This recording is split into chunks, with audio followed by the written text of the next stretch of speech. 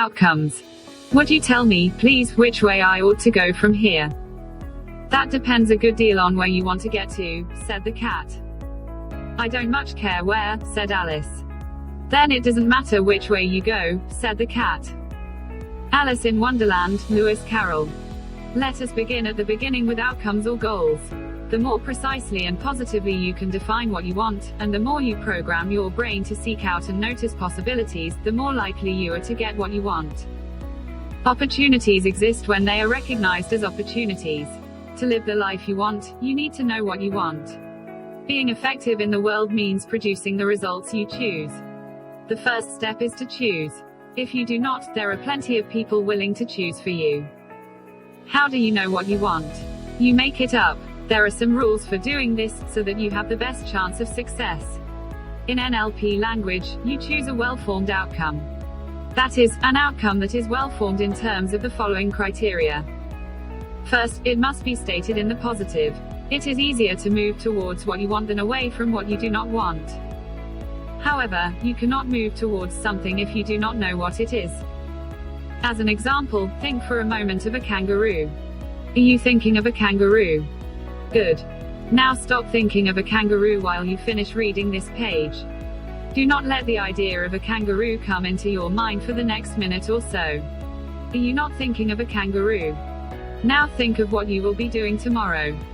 To get rid of that persistent kangaroo, you have to think of something else that is positive.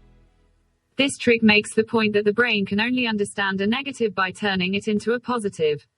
In order to avoid something, you have to know what it is you are avoiding, and keep your attention on it. You have to think of it to know what not to think of, just as you have to keep an object in view to avoid bumping into it. Whatever you resist persists. This is one reason why giving up smoking is so difficult. You continually have to think about smoking in order to give it up.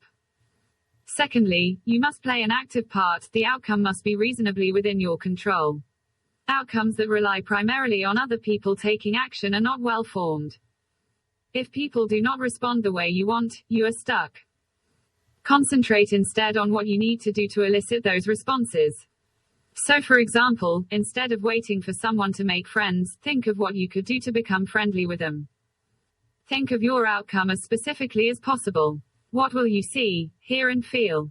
Imagine it through and describe it to yourself, or write it down in terms of who, what, where, when, and how. The fuller the idea of what you want, the more your brain can rehearse it and notice opportunities to achieve it.